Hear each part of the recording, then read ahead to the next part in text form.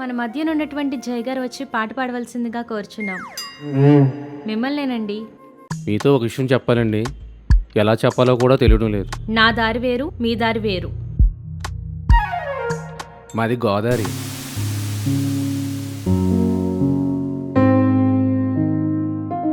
Pastor గారు, అమ్మాయి మీ తాలూకు అనుకున్నాను, కానీ ఇక్కడికి వచ్చిన తర్వాత తెలిసింది అమ్మాయికి ఎవరు లేరని.